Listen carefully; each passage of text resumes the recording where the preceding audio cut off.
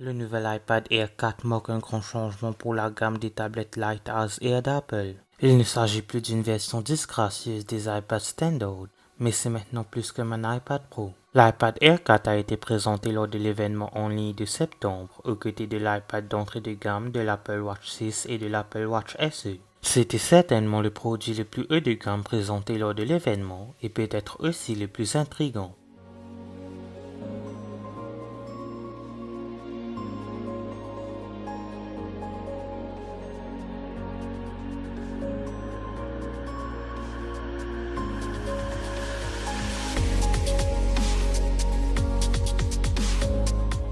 Le prix de l'iPad Air commence à 599 $ et il sera disponible à l'achat à partir du mois prochain, c'est-à-dire au cours du mois d'octobre 2020. C'est une hausse des prix par rapport à son prédécesseur, mais cet iPad a des spécifications haut de gamme.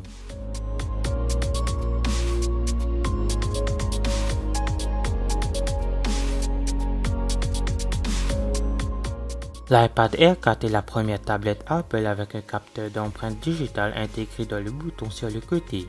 Les tablettes de la société ont des capteurs d'empreinte digitale intégrés sur le bouton d'accueil à l'avant, mais nous n'avons jamais vu de scanners latéraux d'Apple auparavant. L'iPad Air 4 fonctionne avec le Magic Keyboard et l'Apple Pencil de deuxième génération, ce qui en fait la première tablette en dehors de la gamme Pro à utiliser ce stylet.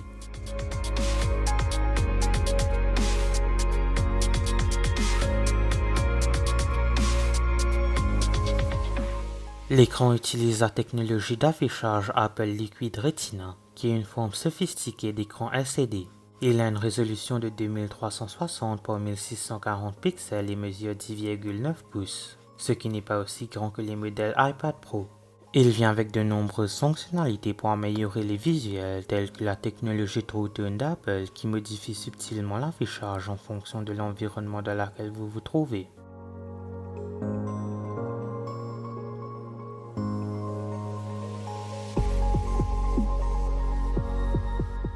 Le chipset à l'intérieur de l'iPad Air 4 est la 14 Bionic que nous nous attendons à voir dans l'iPhone 12. C'est le premier chipset 5 nanomètres dans une tablette d'Apple et il semble que cela fera du tablet la tablette la plus rapide d'Apple.